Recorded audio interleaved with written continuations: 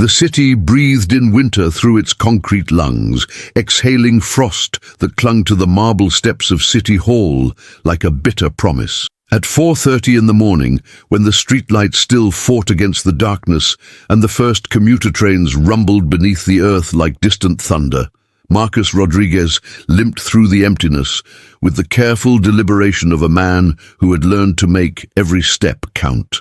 His prosthetic leg, a basic model provided by the VA 3 years ago, clicked against the sidewalk in an uneven rhythm. Click step, click step, click step, a metallic heartbeat that announced his presence to the sleeping city. The sound echoed off the pristine buildings that lined Government Square, where bronze statues of forgotten politicians stood sentinel over a world that had moved on without them. Marcus paused at the corner of 5th and Main, adjusting the weight of the canvas bag slung across his shoulder. Inside, aluminum cans rattled softly against glass bottles, the careful harvest of his midnight rounds through the business district. Each container represented 3 cents, sometimes 5 if he was lucky. 3 cents toward the medical bills that followed him like shadows, toward the rent on a room he could never quite afford, toward the dream of stability that remained perpetually just beyond his reach. The wind carried the scent of expensive coffee from the cafe that would open in 3 hours, mingling with the sharp bite of winter air and the underlying urban perfume of exhaust fumes, heating oil, and the peculiar staleness that clung to buildings where too many people spent too much time pursuing money they would never quite have enough of. But beneath it all, barely perceptible to anyone who hadn't learned to survive by their senses, was something else. The faint, earthy smell that rose from the storm drains and subway grates, a whisper of the world that existed below. Marcus knew that smell intimately. On nights when his 3 part-time jobs didn't cover the cost of his efficiency apartment, when the choice came down to medication or shelter, he had descended into that underground realm where society's forgotten carved out existence in the spaces between civilization's blueprints. The abandoned subway tunnels that snaked beneath the city like arteries of a forgotten circulatory system, carrying the lifeblood of people who had simply disappeared. He resumed walking, his destination the gleaming tower that housed Mayor Catherine Blackwell's offices. As the night security guard for premium building services, Marcus held the keys to a world he could never truly inhabit. His shift began at 5 a.m., when he would unlock doors for custodial crews and spend the next 4 hours ensuring that the temples of power remained pristine for their daily worshippers. The irony wasn't lost on him. Marcus Rodriguez, who had once commanded respect on the battlefield, who had earned Purple Hearts and Bronze Stars for valor under fire, now spent his nights mopping the floors where politicians made decisions about veterans' benefits. He cleaned the windows through which they gazed out at a city they claimed to serve, while never quite seeing the people who served them in return. 23 blocks across the city, in a penthouse apartment that occupied the entire 42nd floor of the Meridian Tower, Mayor Catherine Blackwell stood before floor-to-ceiling windows that offered a commanding view of the domain she ruled. The apartment, featured twice in Architectural Digest, was a study in carefully curated perfection. Imported Italian marble gleamed under the soft glow of recessed lighting, while original oil paintings, works by artists whose names carried weight in the right circles, lined walls that had never known the touch of anything as common as wallpaper. Catherine sipped her morning coffee, Ethiopian beans ground to precise specifications and brewed in a machine that cost more than most people earned in a month. Steam rose from the bone china cup, carrying the rich aroma that she had trained herself to associate with success. Everything in her life carried such associations. The scent of her imported lavender bath salts spoke of sophistication. The leather-bound first editions in her study whispered of intellectual depth. The silk curtains that framed her windows murmured of taste that couldn't be bought, only cultivated. She was 48 years old, though the careful ministrations of the city's most expensive dermatologist and plastic surgeon had frozen her features in the expression of controlled competence that voters found reassuring. Her reflection in the window showed a woman who had mastered the art of appearing both approachable and untouchable, someone who could speak to laborers in their own language while never forgetting that she had transcended their station. The view from her windows encompassed the entire downtown district, a chessboard of lights and shadows that she moved across with the confidence of someone who understood the rules of the game. Below, the early morning traffic was beginning to stir. Delivery trucks carrying fresh flowers to hotels, newspaper vans distributing the daily collection of scandals and triumphs, the first wave of commuters who would pour into the city's financial district like blood, returning to a sleeping heart. But Catherine's attention was drawn to a specific quadrant of the view, where the older buildings clustered around Government Square. There, she knew, lay the entrance to the subway system that had been partially abandoned 15 years ago when budget cuts forced the city to consolidate transportation routes. She had been instrumental in those cuts, arguing convincingly that efficiency demanded sacrifice.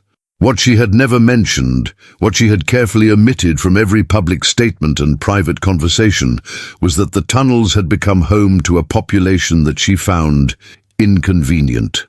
The homeless problem, as it was euphemistically called in city council meetings, had a way of interfering with development projects. Investors grew skittish when confronted with the visible evidence of urban decay. Property values fluctuated based on the perception of safety and cleanliness. So Catherine had developed elegant solutions, policies that moved the problem rather than solving it, regulations that pushed the unwanted population into spaces where they would be invisible to the people who mattered. The abandoned tunnels served her purposes perfectly. Out of sight, out of mind, and most importantly, out of the newspapers that shaped public opinion. Let them build their cardboard kingdoms in the darkness. Let them tend their makeshift gardens and practice their underground economy of barter and mutual aid. As long as they remained below ground, they remained politically irrelevant. Catherine's reflections smiled back at her, the expression of a woman who had learned to sleep soundly by never allowing herself to look too deeply into the foundations upon which her success was built. She had risen from nothing, as her campaign biography carefully explained. Born to a working-class family, she had pulled herself up through determination, education, and an unwavering commitment to public service. It was a beautiful story, polished to perfection through years of repetition. The only problem was that most of it was a lie. The truth lay buried 25 years deep in medical records that had been sealed, death certificates that had been falsified, and property documents that had been carefully modified to support a narrative of tragic loss and triumphant recovery. The truth had a name, Rose Holloway. And for the past quarter century, Catherine had paid a considerable price to ensure that name remained associated with the past tense. Miles away, in a tunnel that had once carried the red line toward the university district, an old woman tended a garden that shouldn't have existed. Rose Holloway, 73 years old, but aged beyond her years by circumstances that had worn grooves in her spirit like water-carving canyons in stone, knelt beside a collection of plastic containers where mushrooms grew in carefully maintained soil. Her hands, still bearing the calluses of the seamstress she had once been, moved with the practiced precision of someone who had learned to coax life from the most unlikely places. The mushrooms were shiitake and oyster varieties, grown from spore kits that Dr. Elena Vasquez brought her from the world above. They thrived in the consistent temperature and humidity of the tunnels, requiring only patience, attention, and the kind of tender care that Rose had once lavished on her daughter. The tunnel around her hummed with the quiet industry of survival. Emergency lighting, installed decades ago and somehow still functional, cast everything in a greenish glow that turned shadows into living things. Water dripped from pipes overhead in a rhythm that had become as familiar as her own heartbeat, collecting in containers that served the small community that had formed in these forgotten spaces. Rose's shelter occupied a maintenance alcove that had once housed electrical equipment.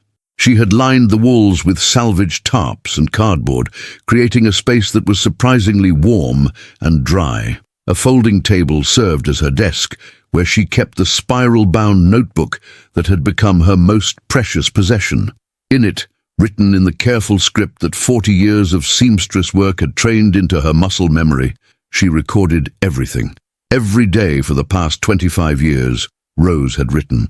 About the weather, about the people she encountered, about the small victories and large defeats that marked time's passage in a world that had officially declared her dead. But mostly, she wrote about the daughter who had visited her exactly 17 times in the state facility before disappearing from her life forever.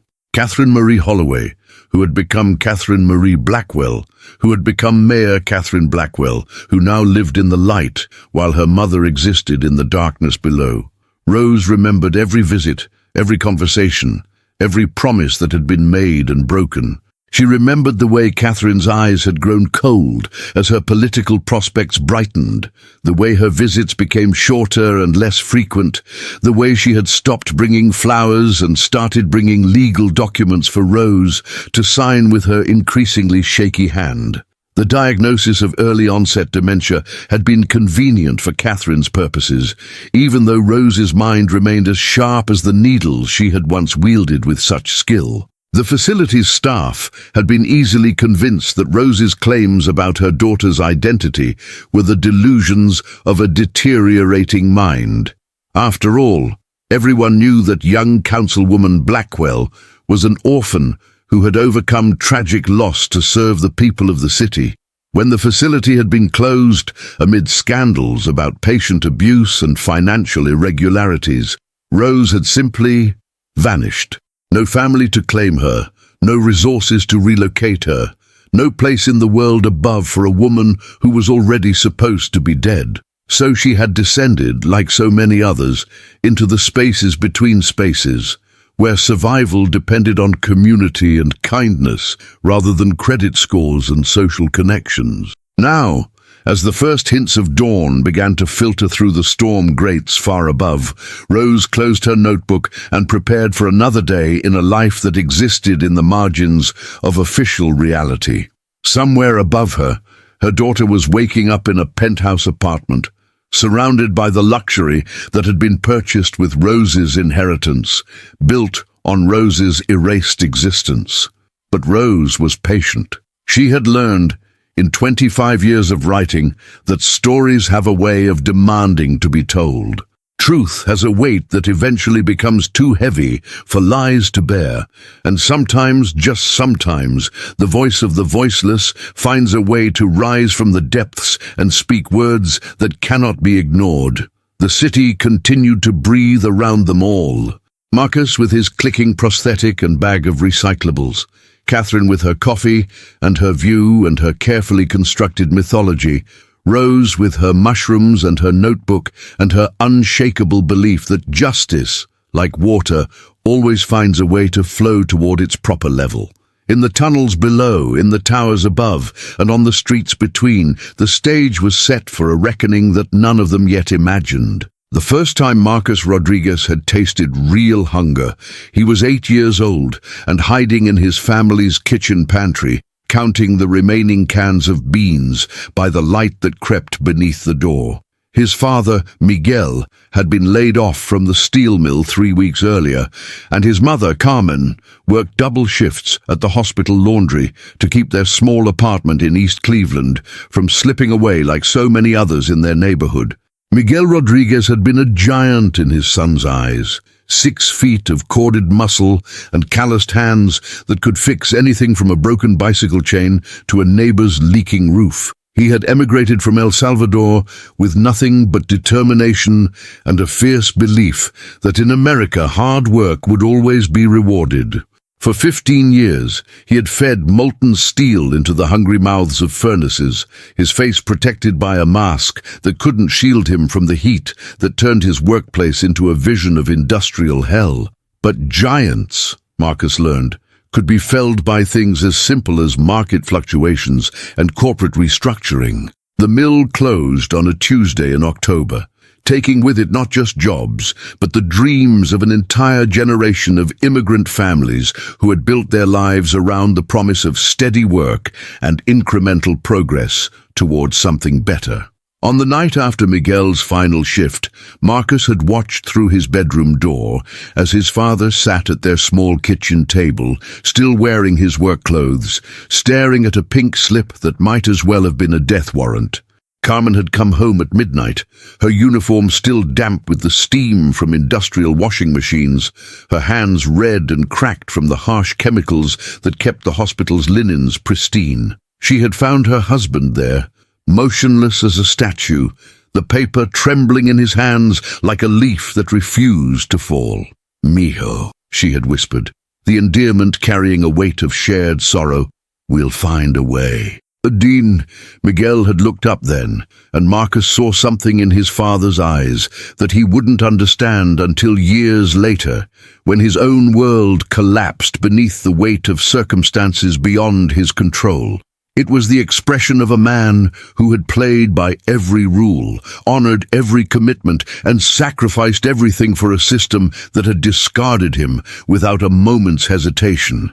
But Miguel Rodriguez was not a man who accepted defeat easily. The next morning, he had risen before dawn and begun the daily ritual that would define the next year of their lives.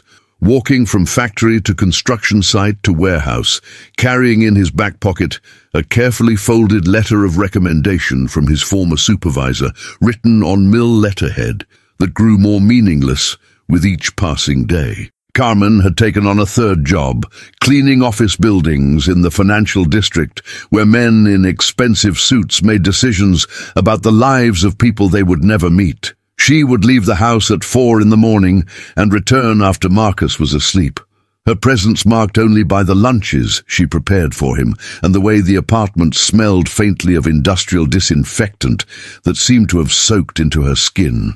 It was during those months that Marcus discovered the weight of a father's love. Miguel, despite the daily humiliation of rejection and the gnawing anxiety about bills that multiplied faster than his job prospects, never let his son see the full extent of their desperation. Instead, he transformed their poverty into an adventure.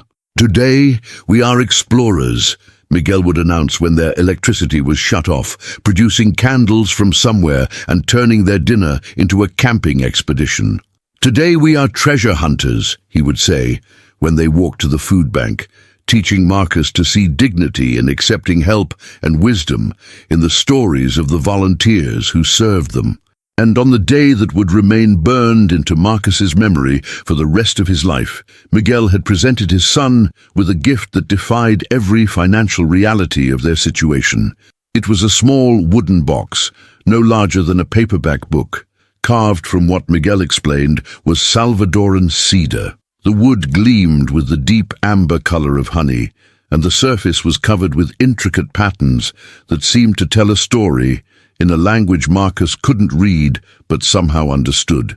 On the top of the box, inlaid with silver wire that caught the light like captured starshine, were the words, "Para mi hijo," for my son. "This," Miguel had said, his voice carrying the weight of generations, "belonged to your grandfather and his father before him. It has traveled from El Salvador to Cleveland, and someday, God willing, it will travel further still." Inside the box, nestled in fabric that smelled of cedar and thyme, was Miguel's most precious possession, his father's watch. It was not expensive by the standards of the world outside their apartment, but it was priceless by the measures that mattered.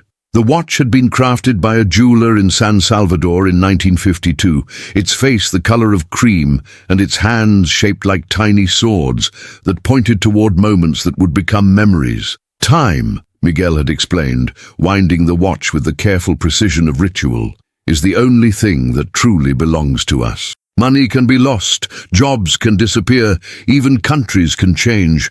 But time, the time we spend with the people we love, that can never be taken away. The watch had been Miguel's companion through 20-hour days in the mill, through the long walks searching for work, through the nights when he sat at the kitchen table making calculations on the backs of envelopes, trying to stretch their resources past the point of mathematical possibility. And now, in a gesture that spoke to the depth of his desperation and the breadth of his love, he was passing it to his 8-year-old son. "But Papa," Marcus had whispered, his small fingers tracing the pattern on the wooden box, "what if I lose it?" Miguel had knelt down then, bringing his weathered face level with his son's, his hands settling on Marcus's shoulders with the weight of benediction. "Hijo, this watch has survived revolution, poverty, immigration, and heartbreak. It has kept time through good days and bad days, through celebrations and funerals, through the birth of children and the death of dreams." His voice had grown soft, almost reverent. "The only way you could lose it is if you forget who you are. And I know, my son, you will never forget." That night, Marcus had lain in bed listening to the soft tick-tick-tick of his grandfather's watch, the sound mixing with the distant rumble of trains carrying steel to cities that still had mills, still had jobs, still had futures that stretched beyond the horizon of immediate survival. The rhythm of the watch had become his lullaby, its steady heartbeat a reminder that time continued to move forward, even when everything else in his world seemed frozen in uncertainty. 2 months later, Miguel found work at a construction company. The pay was less than half what he had earned at the mill, and the work was seasonal, dependent on weather and the whims of developers who built strip malls where neighborhoods used to be. But it was work. And work meant dignity, and dignity meant that the Rodriguez family could continue to call themselves Americans in the fullest sense of the word. Carmen had cried the morning Miguel put on his work boots again, her tears carrying the salt of relief and gratitude, and the bitter knowledge that their survival depended on her husband risking his life on scaffolding and construction sites, where safety regulations were suggestions rather than requirements. But they had survived, they had adapted. They had maintained their faith in the promise that hard work and honest living would eventually be rewarded. Marcus had grown up believing that his parents' struggles had meaning, that their sacrifices were investments in a future that would justify every moment of hardship they endured.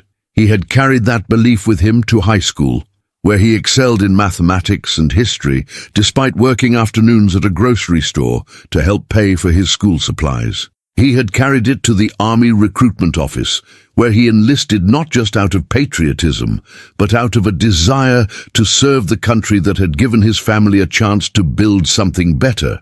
He had carried it through basic training, through deployment to Iraq, through the hot sand and dangerous streets where he learned that courage was not the absence of fear, but the decision to act in spite of it.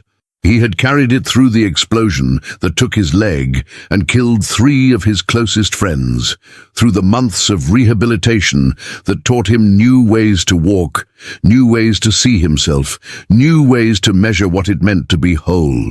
And he had carried it home, where he discovered that the country he had served had moved on without him, that the promises made to veterans in recruitment brochures didn't always translate into reality, that the same system that had proclaimed him a hero was perfectly capable of classifying him as a liability when it came time to provide the support that had been pledged in moments of patriotic fervor. The wooden box and his grandfather's watch had survived his deployment, carefully packed and shipped home ahead of his medical evacuation. They had survived the divorce when his wife decided that she had married a soldier, not a disabled veteran struggling with PTSD and chronic pain. They had survived the foreclosure when his medical bills exceeded his disability payments, and the construction job he had found proved incompatible with his physical limitations. Now, as Marcus stood in the pre-dawn darkness outside City Hall, feeling the weight of aluminum cans in his canvas bag and the familiar ache in his prosthetic leg, he carried those memories like sacred relics. His grandfather's watch still ticked in its wooden box, hidden in the one corner of his efficiency apartment that remained inviolate no matter how desperate his circumstances became. The watch reminded him of his father's words about time being the only thing that truly belonged to him. It reminded him of his mother's tears of gratitude when his father found work again. It reminded him of the values that had been passed down through generations of men who had built their lives on the foundation of honest labor and unshakable integrity. And as he prepared to enter another day of invisible work in service to people who would never see him as anything more than a function in their carefully maintained ecosystem, Marcus Rodriguez carried with him the knowledge that some things could not be taken away. His dignity, his principles, and his unwavering belief that truth, like time, belonged to everyone equally. The city around him was beginning to stir, the first commuters emerging from subway stations and parking garages to begin another day of pursuing their own versions of the American dream. Most would never notice the man with the prosthetic leg and the canvas bag full of recycling, never know his story, never recognize the Purple Heart recipient who cleaned their buildings and guarded their offices through the long hours of darkness. But Marcus knew something that they didn't. He knew that every story mattered, that every person carried within them the echoes of generations who had struggled and sacrificed and dreamed of something better. He knew that dignity was not something that could be granted or revoked by others, but something that lived in the space between heartbeats, in the steady tick of a grandfather's watch, in the memory of a father's love and a mother's tears. And he knew that sometimes, in the most unexpected moments, the powerless found ways to remind the powerful that the foundations of their world were built on the lives and dreams of people they had forgotten. What moment in Marcus's backstory resonates most deeply with you? Was it his father's dignity during unemployment, the gift of his grandfather's watch, or perhaps his journey from decorated veteran to struggling survivor? Share in the comments what struck you most powerfully about the sacrifices that shaped the man who would soon uncover a truth that would shake the city to its foundations. The morning of December 15th began like any other for Marcus Rodriguez, with the soft glow of his grandfather's watch marking 5:15 a.m. as he prepared to unlock the side entrance of City Hall for the day shift custodial crew. The building loomed before him in the pre-dawn darkness, its neoclassical columns and marble facade designed to project an image of permanence and authority that had impressed visitors for over a century. Marcus's keyring jangled softly as he approached the security entrance, each key labeled with the careful precision that 3 years of night security work had taught him.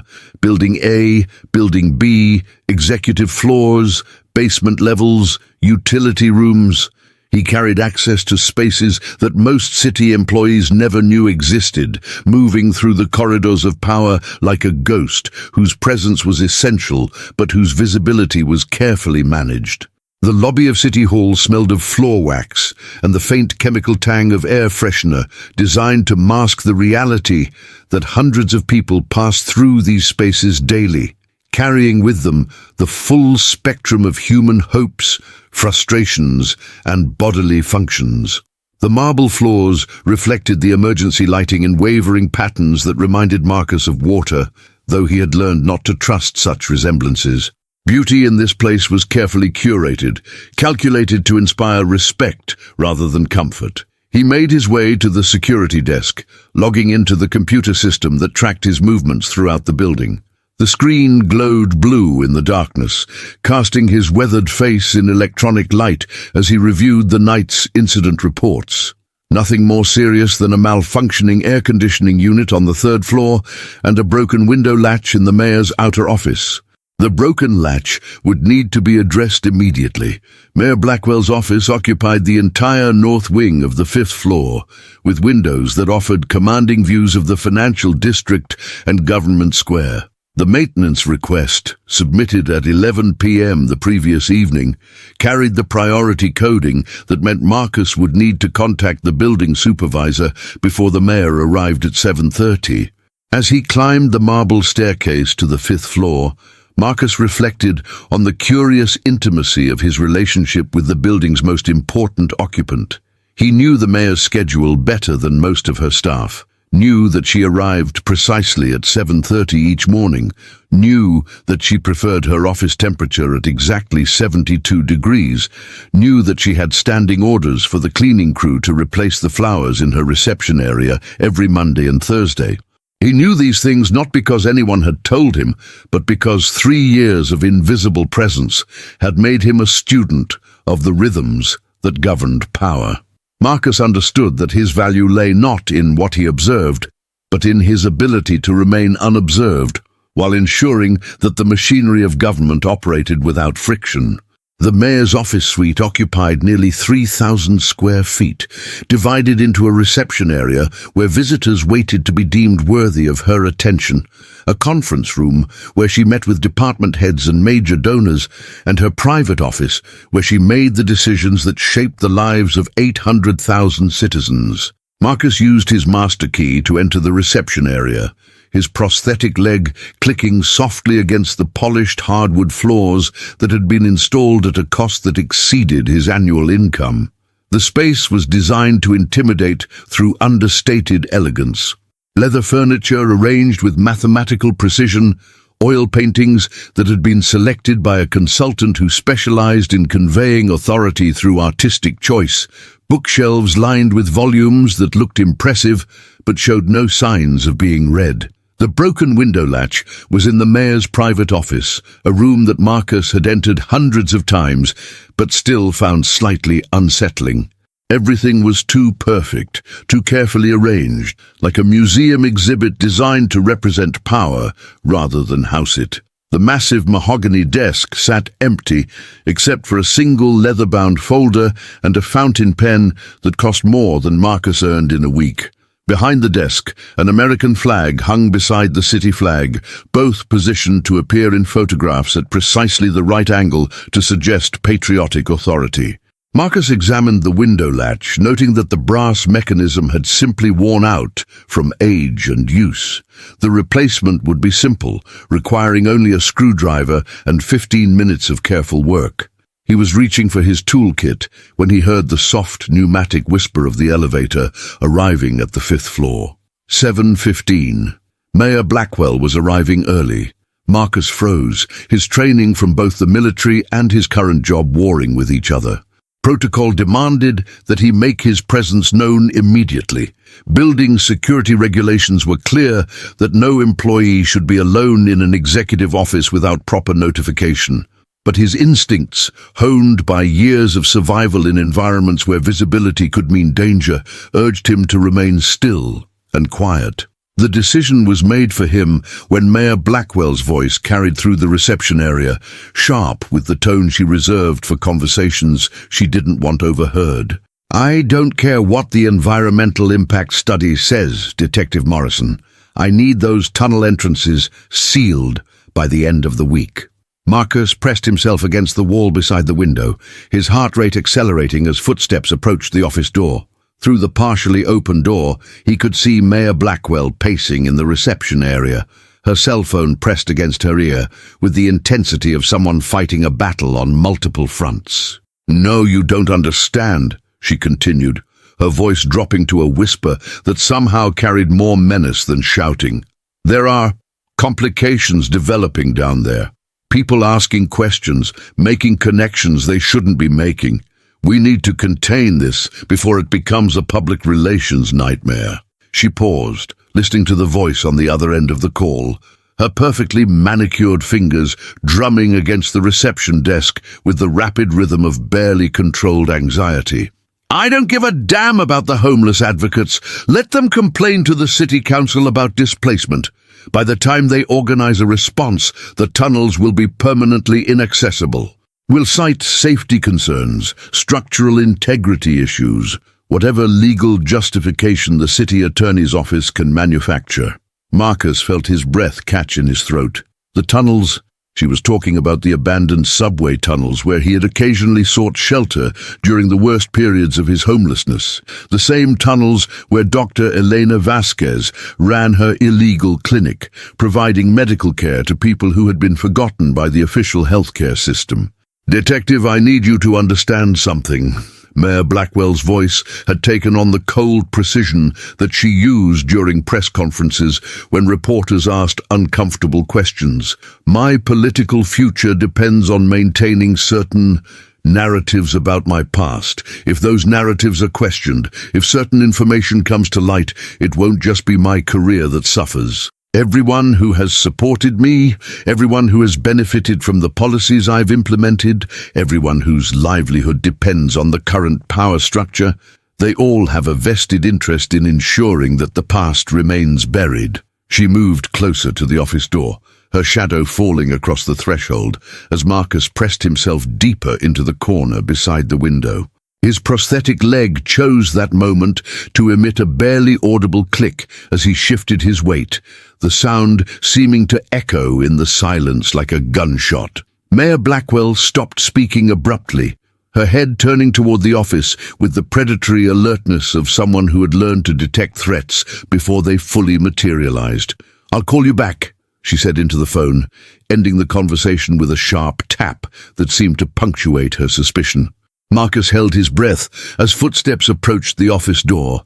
Through the gap between the door and the frame, he could see Mayor Blackwell's face as she peered into the room, her expression a careful mask that couldn't quite hide the calculation taking place behind her eyes. She was 48 years old, though the expensive skincare regimen and subtle cosmetic procedures had preserved the appearance of someone a decade younger. Her blonde hair was styled in the professional arrangement that had become her trademark, every strand precisely positioned to frame her face in the way that photographed best under television lights. She wore a navy blue suit that had been tailored to project authority while remaining approachable, the kind of carefully calculated wardrobe choice that political consultants charged thousands of dollars to recommend. But it was her eyes that Marcus found most unsettling. Pale blue irises that seemed to absorb light rather than reflect it, set in a face that had learned to project warmth without ever quite achieving it.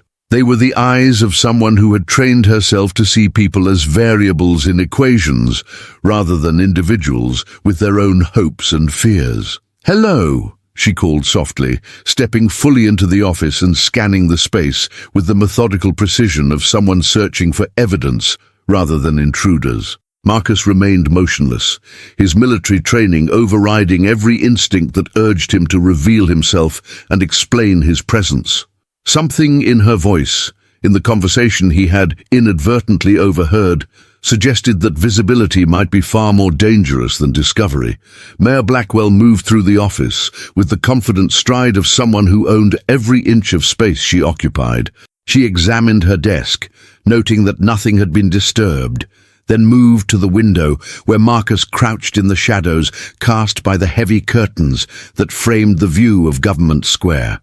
For a moment, that stretched like eternity. She stood less than 3 feet away from him, her attention focused on the broken window latch that had brought him to this room in the first place. She tested the mechanism with her manicured fingers, frowning at the way it moved loosely in its mounting. "Maintenance issue," she murmured to herself, making a mental note to follow up with building services. It was then, as she turned away from the window, that Marcus noticed something that made his blood run cold. Pinned to the small corkboard beside her desk, partially hidden behind a schedule of upcoming meetings, was a photograph that stopped his heart. The image was black and white, clearly old, showing a young woman in her 20s standing beside a sewing machine in what appeared to be a garment factory. The woman's face was turned toward the camera with a smile that radiated the kind of genuine warmth that couldn't be manufactured or performed.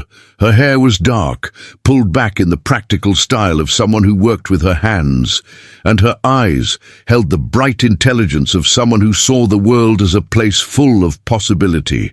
But it was the handwriting on the bottom of the photograph that sent shockwaves through Marcus's nervous system. In careful script, someone had written, "Rose Holloway, 1975, my beloved mother, Rose Holloway." The name meant nothing to Marcus, but the date meant everything. If Mayor Blackwell's campaign biography was accurate, if the story she had built her political career upon was true, her mother had died when Catherine was a child. Yet here was a photograph of a vibrant young woman in 1975, when Catherine would have been born. The mathematics were simple, but the implications were staggering. Either the photograph was mislabeled, or Mayor Blackwell's entire personal narrative was a carefully constructed lie. Mayor Blackwell gathered her things and left the office, her heels clicking against the marble floors as she made her way back to the elevator. Marcus waited until he heard the pneumatic whisper of the doors closing before emerging from his hiding place, his mind racing with the implications of what he had witnessed. The conversation about sealing the tunnels, the photograph of Rose Holloway, the cold calculation in the mayor's voice as she discussed burying the past. The pieces of a puzzle were beginning to form a picture that Marcus didn't yet understand, but instinctively knew was important. He completed the window latch repair with hands that trembled slightly, his grandfather's watch ticking steadily in his pocket as a reminder that time moved forward regardless of the secrets people tried to bury.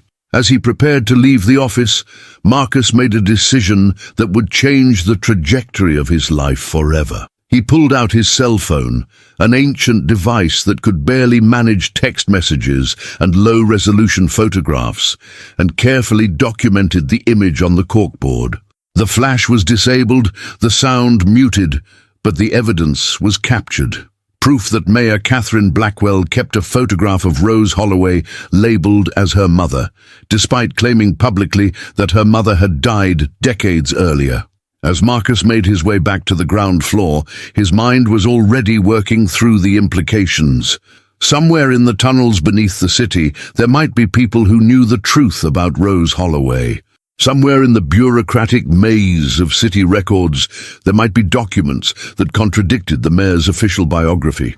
Somewhere in the carefully constructed edifice of Catherine Blackwell's political career, there might be a foundation built on lies that could be exposed. But first, he needed to understand why those tunnels were being sealed and who was asking the questions that had made the most powerful person in the city desperate enough to bury the past along with the people who lived beneath the streets. Marcus has stumbled onto something much bigger than a simple maintenance job. His discovery in the mayor's office suggests a conspiracy that reaches into the highest levels of city government. But what drives a person to erase their own past so completely? And what secrets lie buried in those tunnels that someone is so desperate to seal forever? If you're eager to see how deep this corruption goes, make sure to follow along as we uncover the truth that powerful people will kill to protect. The revelation came to Marcus Rodriguez not with the dramatic thunder of a Hollywood moment, but with the quiet persistence of water finding cracks in concrete. 3 days after discovering the photograph in Mayor Blackwell's office, he descended into the tunnel system with the methodical precision of a man who had learned that survival often depended on asking the right questions in the right places. The entrance Marcus used was a maintenance hatch hidden behind a dumpster in the alley beside Kowalski's Delicatessen, a Polish restaurant that had served the same pierogi recipe for 60 years, while the neighborhood around it transformed from working-class immigrant enclave to trendy arts district. The hatch, unmarked and seemingly abandoned, opened onto a ladder that descended 20 feet into the bowels of the city's forgotten infrastructure. The air in the tunnels carried the weight of decades.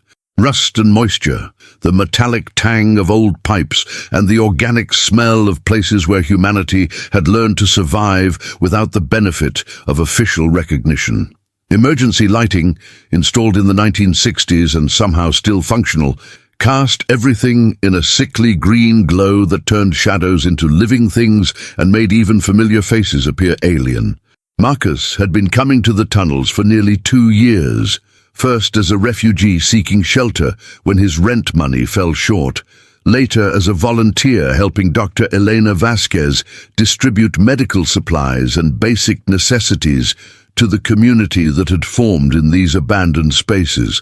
The tunnel residents called it the Underground, a name that carried both literal and metaphorical weight in a society that had decided they simply didn't exist. Dr.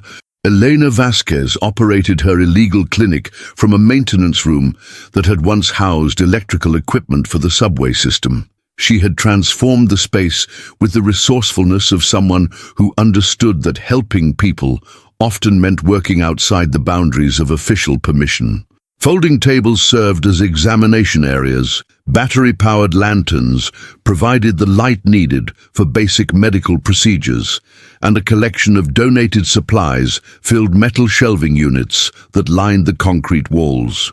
Elena was 45 years old, though the constant stress of underground medical practice had etched lines around her eyes that spoke of too many nights spent treating injuries that should have been handled in hospitals, too many deaths that could have been prevented with access to proper healthcare. She had been a licensed social worker for 15 years before the bureaucratic maze of city services drove her to seek more direct ways of serving the people who fell through the cracks. Her dark hair was pulled back in a practical ponytail, and her scrubs bore the stains of someone who did whatever was necessary, regardless of the effect on her appearance. But her hands remained steady. Her voice remained calm, and her eyes retained the compassionate intelligence that had driven her to dedicate her life to serving people whom society had written off as acceptable losses. "Marcus," she said without looking up from the antibiotic inventory she was conducting, "you've been asking a lot of questions about Rose lately, more than usual." Marcus settled onto a folding chair beside her makeshift desk. His prosthetic leg extended at the angle that minimized the constant ache that had become the soundtrack of his daily existence. In his pocket, his grandfather's watch ticked with the steady rhythm that had marked time through decades of family history, now marking the moments that might lead to understanding. "Eleanor," he said carefully, "what can you tell me about Rose Holloway's connection to the city government?" "Doctor." Vasquez stopped counting pills and looked at him with the expression of someone evaluating how much truth a conversation could bear. Around them, the tunnel hummed with the quiet activity of evening. Somewhere in the distance, someone was cooking dinner over a camp stove, the smell of canned soup mixing with the metallic air to create the particular perfume of underground survival. "Why are you asking, Marcus? And don't tell me it's idle curiosity. You've got that look. The same one you had when you figured out that the city was deliberately shutting off water to the tunnel access points." Marcus pulled out his phone, the ancient device taking several seconds to access the photograph he had taken in Mayor Blackwell's office. The image was grainy, shot under poor lighting conditions, but the essential details were clear enough. A young woman identified as Rose Holloway, labeled as the mayor's mother, dated 1975. Elena stared at the screen for a long moment, her expression shifting through surprise, recognition, and finally, a kind of grim satisfaction that suggested pieces of a puzzle were finally falling into place. "Jesus," she whispered, "where did you get this?" "Mayor's office." It was pinned to a corkboard behind her desk. Marcus leaned forward, lowering his voice even though they were 20 feet underground and surrounded by concrete. "Elena, according to Catherine Blackwell's official biography, her mother died when she was a child. But if this photograph is what it appears to be, then the mayor has been lying about her past for her entire political career." Elena set down her pill inventory and reached for a metal filing cabinet that occupied the corner of her makeshift office. "Marcus, I've been documenting life down here for 5 years. Part of that documentation involves recording the stories of the people who end up in these tunnels, how they got here, what circumstances led to their displacement, what connections they maintain to the world above." She produced a thick manila folder, its contents bulging with the weight of accumulated evidence. "Rose Holloway has been living in Section C for the past 5 years. Before that, She spent 20 years in various state facilities after being declared mentally incompetent by family members who then had her declared dead for inheritance purposes. Marcus felt his breath catch in his throat. You're telling me that Rose Holloway, the woman in this photograph, is alive, living in these tunnels? Not just alive, Marcus. She's been keeping records of her own, detailed journals documenting every interaction she had with her daughter before being abandoned. Financial records showing property ownership that was illegally transferred. Medical documentation proving that her mental competency declarations were falsified. Elena opened the folder, revealing page after page of photocopied documents, handwritten notes, and legal papers that painted a picture of systematic fraud spanning decades. Rose Holloway owns approximately 40% of the real estate in the downtown financial district, property that was purchased in the 1980s when she was working as a seamstress and investing her savings in what everyone said was worthless urban blight. The implications hit Marcus like a physical blow. The mayor has been selling property that doesn't belong to her for the past 25 years through shell companies, forged documents, and the legal authority granted to her by Rose's death certificate, which was filed while Rose was still alive and living in a state facility. Elena's voice carried the cold anger of someone who had spent years documenting injustice without having the power to address it. Do you understand what this means, Marcus? Every development project, every urban renewal initiative, every public-private partnership that Catherine Blackwell has championed as mayor, they've all been built on stolen property.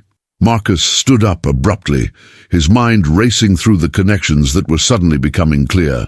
The conversation he had overheard about sealing the tunnels, the mayor's anxiety about questions being asked and connections being made, the detective who was apparently helping to cover up whatever truth was threatening to emerge from the underground.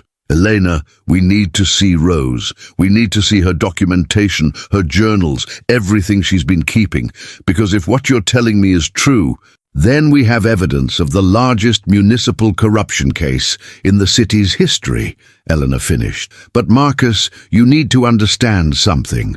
Rose Holloway isn't just a victim of fraud. She's also a woman who has been psychologically traumatized by 25 years of systematic erasure. Her daughter didn't just steal her property. She erased her existence, convinced the world that she was dead, and left her to survive in a system designed to warehouse and forget people like her.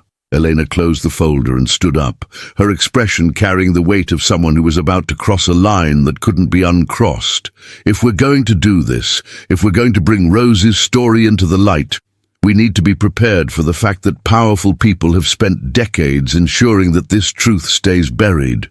They've committed crimes, destroyed lives, and built fortunes on the foundation of Rose's erased existence. And they'll do whatever it takes to protect that foundation, Marcus said, understanding flooding through him like cold water. Which is why, Elena continued, Rose has been very careful about who she trusts with her story. She's been waiting for someone who has both the courage to stand up to power and the credibility to be believed when they speak truth to that power. She looked at Marcus with an expression that carried both hope and terror. A decorated veteran with an unblemished record of service, someone who has experienced firsthand what it means to be discarded by the system they served, someone who understands the difference between justice and revenge. Marcus felt the weight of his grandfather's watch in his pocket, its steady tick marking the passage of moments that could reshape the future of an entire city.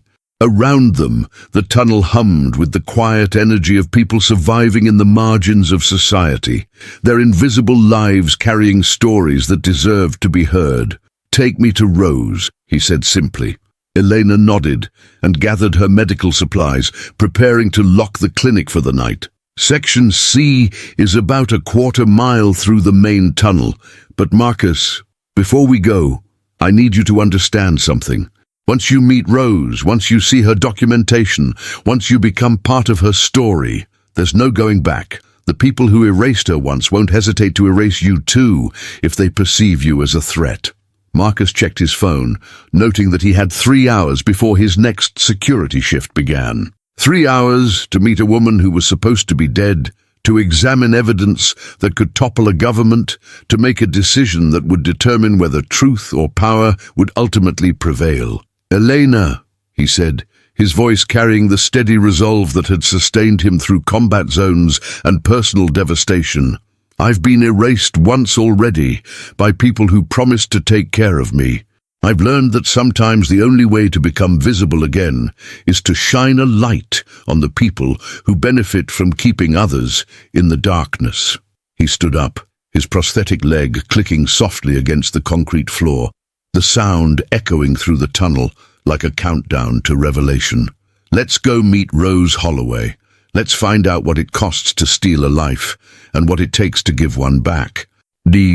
As they walked deeper into the tunnel system, Marcus carried with him the growing understanding that some discoveries changed everything, not just for the people who made them, but for entire communities whose existence depended on keeping certain truths buried. Behind them, the clinic sat empty but ready, a testament to the fact that healing sometimes required working outside the boundaries of official approval.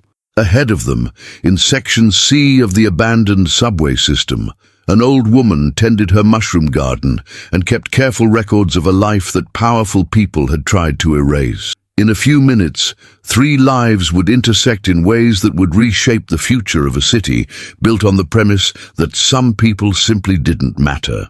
The tunnel stretched before them, lit by the sickly green glow of emergency lighting that had been installed decades ago by engineers who never imagined it would one day illuminate the path to justice for society's forgotten citizens. Each step carried them closer to a confrontation with truth that would test everything they believed about power, justice, and the price of redemption in a world where visibility often came at the cost of safety. Rose Holloway's dwelling existed in the intersection of necessity and dignity, carved from the abandoned infrastructure of a city that had forgotten its own history. Section C of the tunnel system had once served as a maintenance depot for the Red Line, a cavernous space where subway cars had been serviced and repaired during the system's more prosperous decades. Now, 25 years after the line's closure, the space housed a community of 43 people who had learned to create home from the materials that society discarded. Rose's corner of this underground world occupied what had once been a supervisor's office, a small room with concrete walls and a single window that looked out onto the main platform where makeshift dwellings clustered like urban barnacles. She had insulated the walls with layered cardboard and salvaged fabric, creating a space that was surprisingly warm despite being 20 feet below the December streets of downtown. The room smelled of mushrooms and old paper, the earthy scent of growing things mixed with the particular fragrance of documents that had been carefully preserved despite adverse conditions.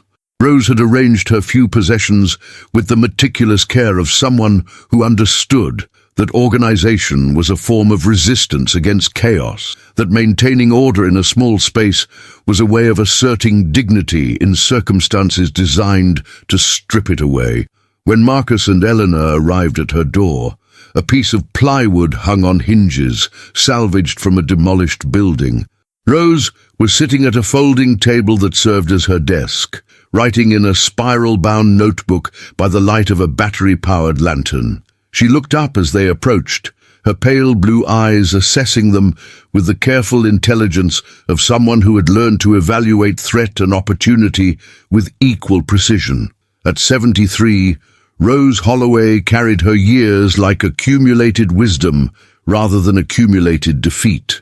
Her white hair was pulled back in a practical bun, secured with a hairpin that had belonged to her own mother, and her clothing, donated items from various churches and social service organizations, had been mended and maintained with the skill of someone who had once earned her living with needle and thread.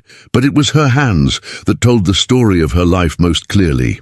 Despite decades of hardship, they remained steady and strong, the fingers long and elegant, marked by the small scars that came from years of precision work. These were the hands that had operated industrial sewing machines in garment factories, that had invested wisely in real estate when downtown was still considered a risky venture, that had written thousands of pages documenting a life that powerful people had tried to erase. "Dr.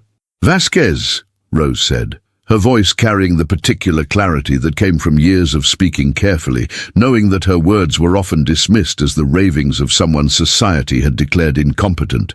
"And you must be Marcus. Elena has told me about your questions." Marcus settled onto a milk crate that Rose had covered with a cushion salvaged from a discarded office chair, his prosthetic leg extended to minimize discomfort. The intimacy of the space, barely 8 by 10 feet, forced a different kind of conversation, one where pretense became impossible and truth emerged through proximity rather than interrogation. "Mrs. Holloway," he began, then paused as she raised a gentle hand. "Rose, please. I gave up formal titles when I learned that respect couldn't be demanded, only earned through consistency of character." She closed her notebook carefully, placing it atop a stack of similar volumes that suggested years of dedicated documentation. "Elena tells me you found something interesting in my daughter's office."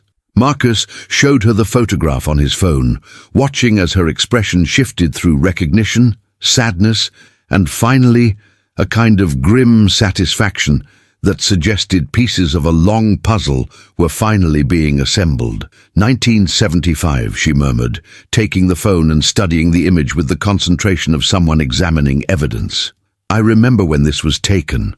I was working at Kowalski's garment factory, the building that's now luxury condominiums in the Arts District. Catherine was born that October, 3 months after this photograph was taken." She handed the phone back to Marcus, her fingers trembling slightly with emotion that had been carefully controlled for decades. "She keeps my picture in her office after 25 years of claiming I'm dead, after building her entire political career on the tragedy of being orphaned young. She keeps my picture where she can see it every day." Elena leaned forward, her voice carrying the gentle authority of someone trained to navigate emotional trauma. "Rose, Marcus has overheard conversations suggesting that the tunnel entrances are going to be sealed. If that happens, then the last evidence of my existence disappears, along with the community that has been my family for 5 years. Rose's voice remained steady, but her eyes reflected the accumulated weight of decades spent surviving systematic erasure. "Marcus, before we go any further, I need you to understand what you're asking to become part of." She reached for a metal file box that sat beside her desk, its surface marked with water stains and rust, but its contents carefully protected by plastic bags and waterproof containers. "This box contains 25 years of documentation. Medical records proving that my mental competency hearings were based on falsified psychiatric evaluations. Property deeds showing ownership of real estate that Catherine has been selling through shell companies. Bank records documenting financial transactions that constitute large-scale fraud." Rose opened the box, revealing the meticulous organization of someone who had spent decades preparing for a moment that might never come. "But the most important evidence is in here," she said, reaching for a leather-bound journal that showed signs of constant use. "My daily record of every interaction I had with Catherine before she had me declared incompetent and then dead." She opened the journal to a page marked with a faded ribbon, her finger tracing words written in the careful script that had once created order from chaos in garment factories across the city. "March 15th, 1999. She read aloud, her voice carrying the weight of memory made concrete. "Catherine visited today with legal papers she said I needed to sign to protect my assets from potential creditors. She seemed nervous, kept checking her watch, wouldn't make eye contact when I asked about her new position on the city council. The papers were complicated, full of legal language I didn't understand, but she assured me they were just precautionary measures." Rose looked up from the journal, her expression carrying the particular sadness of someone who had learned to recognize manipulation only after it was too late to prevent its consequences. I signed those papers because I trusted my daughter, because she was my child, and despite the distance that had grown between us, I believed that family meant something sacred, something that transcended political ambition or financial gain. She turned several pages, landing on an entry dated 6 months later. September 8th, 1999. Catherine visited with a doctor I'd never met, Dr. Harrison something. They said I needed a competency evaluation for insurance purposes, something about protecting my assets as I aged. The doctor asked strange questions about my memory, about whether I sometimes got confused about dates or places. I told him I kept detailed records and never had trouble remembering anything important. He seemed disappointed by my answers. Marcus felt his understanding crystallize as Rose continued reading from entries that documented the systematic construction of a legal framework designed to erase her existence. Each visit from Catherine, each new doctor, each legal document, each seemingly innocent conversation had been part of an elaborate plan to steal not just her property, but her very identity. October 12, 1999, Rose continued. The competency hearing was today. I wasn't allowed to have my own lawyer. Catherine said the one she hired would represent both our interests. The judge seemed to have already made up his mind before I said a word. Dr. Harrison testified that I showed signs of early dementia, that I was becoming a danger to myself and others. I tried to present my journals, my financial records, evidence that my mind was perfectly clear. But they said my insistence on keeping detailed records was actually evidence of obsessive behavior characteristic of mental illness. She closed the journal and reached for another volume, this one with pages that had been damaged by water but remained readable. This one documents my time in the state facility.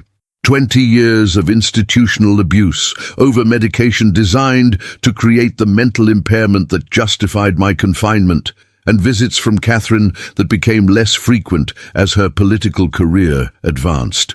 Eleanor spoke into the silence that followed. Rose, show him the property documents. From another section of the file box, Rose produced a manila folder containing deeds, survey maps, and legal documents that painted a picture of systematic theft spanning decades. The papers, despite their age and the conditions under which they had been preserved, remained legible enough to tell a story that would shock anyone who understood their implications. In 1985, Rose explained, spreading the documents on her makeshift desk, I owned 4 buildings in what is now the financial district. Property that was considered worthless urban blight at the time, but that I believed would eventually be part of downtown revitalization. I bought them with money I earned working 60-hour weeks at the garment factory, investing every spare dollar in property that nobody else wanted. She pointed to a survey map that showed the current downtown area, with her former properties marked in red ink. That building houses the First National Bank headquarters. That one is the Meridian Tower, where Catherine lives in her penthouse apartment. That one is the shopping complex, where tourists buy souvenirs made in factories like the one where I spent 40 years of my life. Marcus studied the documents, his military training in intelligence analysis allowing him to see the patterns that connected past fraud to present wealth. Rose, these properties, they're worth... Conservative estimate, $40 million at current market values. Elena's voice carried the controlled anger of someone who had spent years documenting injustice without having the power to address it. All sold through shell companies that trace back to Catherine Blackwell's financial network. All based on forged inheritance documents that claim Rose died in 2001. Rose reached for the final item in her file box, a folder marked with her own handwriting. For Catherine, in case I don't live to tell her myself. This, she said, her voice taking on the formal tone of someone making a final statement, is a letter I've been writing for 25 years. It's addressed to the daughter who erased me, but it's really for anyone who needs to understand what it costs to steal a life. She opened the folder, revealing pages covered with the same careful handwriting that had documented decades of abuse and neglect. I've explained everything. How she convinced me to sign documents I didn't understand. How she had me declared incompetent and then dead. How she used my own love for her as the weapon that destroyed my legal existence. Marcus leaned forward, understanding that he was looking at evidence that could reshape not just the mayor's political future, but the entire structure of municipal government that had allowed such systematic corruption to flourish. But the most important thing in this letter, Rose continued, isn't the legal details or the financial documentation. It's the explanation of why I've spent 25 years preparing for this moment instead of simply dying in the darkness where she left me. She turned to the final page of the letter, her voice growing stronger as she read words that had been polished through years of revision and reflection. Catherine, I want you to know that I never stopped loving you, even after I understood what you had done to me. I want you to know that every day I spent in the facility, every night I've spent in these tunnels, every moment of the quarter century you stole from me, I held onto the hope that someday you would remember that you are my daughter, and that no amount of political power or financial wealth can change the fundamental truth of who we are to each other. The silence that followed carried the weight of accumulated sorrow and unshakable love, the particular pain of someone who had been betrayed by the person they trusted most completely. But, Rose added, her voice taking on the steel that had sustained her through decades of survival, I also want you to know that love doesn't mean accepting injustice. And if you won't acknowledge what you've done, if you won't make right what you've made wrong, then I'll find people who will. Indeed, she looked at Marcus and Elena, her pale blue eyes reflecting the determination that had kept her alive and sane through 25 years of systematic erasure. The question now is whether you're prepared to help me give voice to the voiceless, whether you're willing to risk everything to ensure that truth finally overcomes the power that has been built on lies. Marcus felt the tick of his grandfather's watch, marking moments that would determine the future of everyone in the room, everyone in the tunnels, everyone in the city whose lives had been shaped by decisions made in offices they would never see by people who would never acknowledge their existence. The evidence was overwhelming, the injustice was clear, and the choice was simple. Remain silent and complicit, or risk everything to ensure that Rose Holloway's story finally found the audience it deserved. The confrontation that would reshape the foundations of municipal power began not with dramatic declarations or media spectacles, but with a simple phone call made from the depths of the abandoned subway system at 11:15 p.m. on a Tuesday that felt like the end of the world. Marcus Rodriguez sat in Rose Holloway's underground dwelling, his grandfather's watch ticking steadily in his pocket as he stared at the contact information for the Channel 7 investigative news team that Dr. Elena Vasquez had provided. Around him, 25 years of meticulously documented evidence lay spread across Rose's makeshift desk, like the pieces of a puzzle that would, once assembled, reveal the true cost of political ambition built on familial betrayal. But before he made the call that would expose Mayor Catherine Blackwell's decades of fraud, Marcus needed to understand something that had been nagging at him since he first saw Rose's photograph in the mayor's office.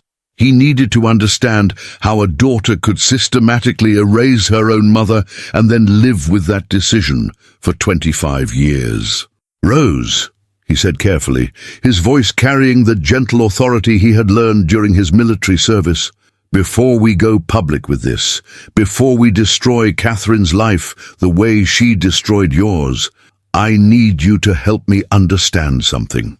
Rose looked up from the letter she had been revising, her pale blue eyes reflecting the accumulated wisdom of someone who had spent decades thinking about forgiveness and justice and the complicated space between them. "You want to know if there's any part of her that remembers who she used to be," Rose said, her voice carrying the particular sadness of a mother who had watched her child choose ambition over love. "You want to know if redemption is possible, or if we're simply choosing between different forms of destruction?"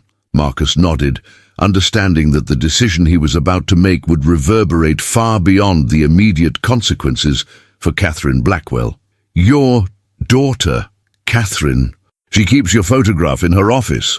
After 25 years of claiming you're dead, after building her entire career on the lie of being orphaned, she still looks at your face every day. That has to mean something." Elena, who had been organizing Rose's medical documentation, looked up with the expression of someone who had spent years navigating the intersection of trauma and hope. "Marcus, sometimes people hold on to reminders of what they've destroyed, not out of love, but out of the need to remind themselves that their choices were necessary. Sometimes a photograph becomes a monument to justified betrayal rather than a shrine to lost connection." But Rose was shaking her head, her weathered hands reaching for a different folder, one that contained documents Marcus hadn't yet seen. "No," she said quietly, "there's something else. Something I haven't told you about Catherine's visits to the facility, about the last time I saw my daughter before she had me declared dead." She opened the folder, revealing a collection of visitor logs, medical records, and handwritten notes that painted a picture of the final months before Rose's legal existence had been terminated. The papers were marked with water stains and age, but the story they told remained clear enough to break the heart of anyone who understood the full context of institutional abandonment. "Catherine came to see me 17 times during my last year at the facility," Rose said, her finger tracing the visitor logs that documented each encounter with bureaucratic precision. "The first 16 visits followed the same pattern.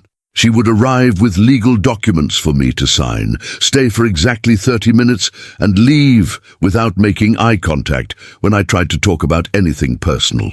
Rose turned to a page marked with a ribbon, her voice growing softer as she accessed memories that had been carefully preserved despite 25 years of systematic trauma. "But the 17th visit, the last time I saw my daughter, was different."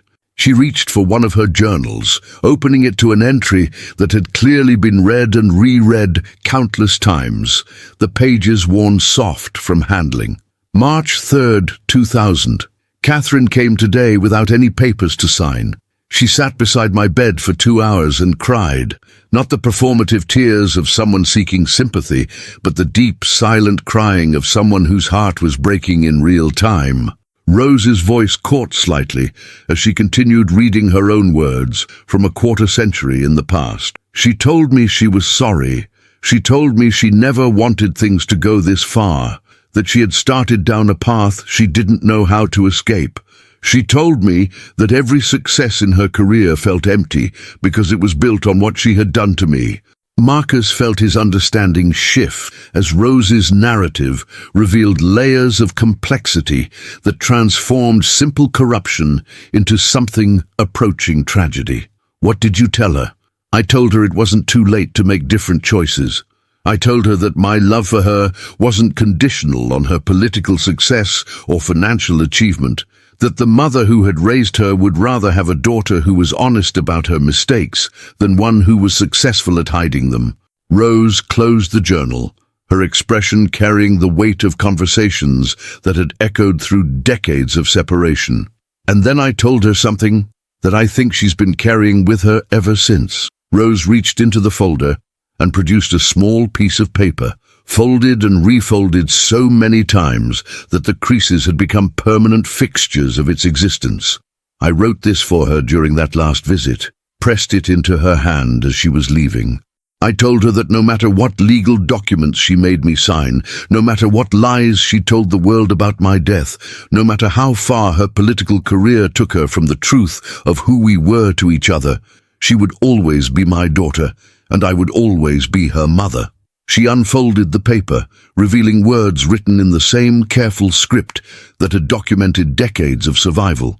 "Catherine, my beloved daughter, Love is not something that can be erased by legal documents or destroyed by political necessity. You will always carry part of me with you, just as I will always carry part of you with me. When you look in the mirror, you will see my eyes. When you speak, you will hear echoes of my voice.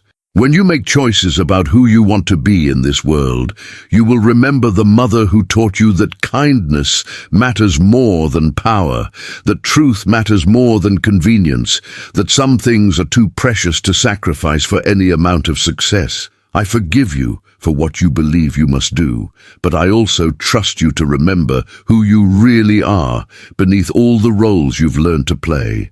The silence that followed carried the weight of 25 years of separation, 25 years of a mother's love, preserved despite systematic betrayal, 25 years of a daughter living with the knowledge that her success had been purchased with her mother's erasure. Marcus understood then that the choice before them wasn't simply between exposure and concealment, between justice and cover-up. It was between two different visions of redemption, one that demanded public accountability and legal consequences, and another that offered the possibility of private reconciliation and personal transformation. "Rose," he said carefully, "what do you want to happen to Catherine? Not what you think she deserves, not what the law requires, not what justice demands. What do you, as her mother, want for your daughter?" Rose folded the letter and returned it to its place among her carefully preserved documents, her movements carrying the deliberation of someone who had spent decades thinking about this exact question. "I want her to remember who she was before she learned to value power more than people. I want her to understand that the little girl I raised, the one who used to help me pin patterns and sort buttons in my sewing room, is still alive somewhere inside the politician she became. I want her to choose love over fear, truth over convenience, connection over control." She paused, her pale blue eyes reflecting the accumulated wisdom of someone who had learned to separate vengeance from justice, punishment from accountability. "But I also want her to understand that love doesn't mean accepting injustice, that forgiveness doesn't mean pretending that actions don't have consequences, that being someone's mother doesn't make me responsible for protecting them from the results of choices they made as an adult." Eleanor spoke into the contemplative silence that followed. "Rose, there's something you should know about the tunnel ceiling project that Marcus overheard. According to my contacts in city planning, the official justification is structural safety concerns. But the timeline suggests that someone is trying to eliminate evidence before it can be fully documented. Which means," Marcus added, understanding flooding through him like cold water, "that Catherine knows something is emerging from down here. She may not know exactly what, but she's trying to bury it before it can surface." Rose nodded slowly, her expression carrying the grim satisfaction of someone whose predictions were finally being validated. "Then we have a choice to make. We can try to approach Catherine privately, offer her the opportunity to address this situation on her own terms before it becomes public. Or we can take the evidence directly to people who have the power to ensure that the truth is heard, regardless of her cooperation." When Marcus felt the weight of his grandfather's watch, its steady tick marking moments that would determine the trajectory of multiple lives. Around him, the tunnel hummed with the quiet energy of a community that existed in the margins of official recognition, their survival dependent on the outcome of decisions made in rooms they would never see. "What if," he said slowly, "we gave Catherine one chance to do the right thing? What if we approached her directly, showed her that you're alive and that we have the documentation to prove what she's done, and offered her the opportunity to make this right before we take it public?" Elena looked skeptical. "Marcus, you're talking about confronting someone who has spent 25 years covering up massive financial fraud. Someone who has the resources to make all of us disappear if she feels sufficiently threatened." "But," Rose interjected, her voice carrying the authority of someone who had survived decades of systematic erasure, He's also talking about offering my daughter the chance to choose who she wants to be, the person who continues covering up her mistakes with increasingly desperate measures, or the person who finds the courage to face the consequences of what she's done. She stood up slowly, her movements carrying the careful deliberation of someone whose body bore the accumulated weight of decades of hardship. I've spent 25 years in the darkness that Catherine created for me. I've survived institutional abuse, homelessness, and the daily reality of being treated as if I don't exist. I've earned the right to look my daughter in the eye and ask her who she chooses to be. Marcus understood then that some confrontations were inevitable, that some truths demanded to be spoken regardless of their consequences, that some relationships could only be healed through the painful process of honest acknowledgement. "Then we go to her," he said, his voice carrying the steady resolve that had sustained him through combat zones and personal devastation.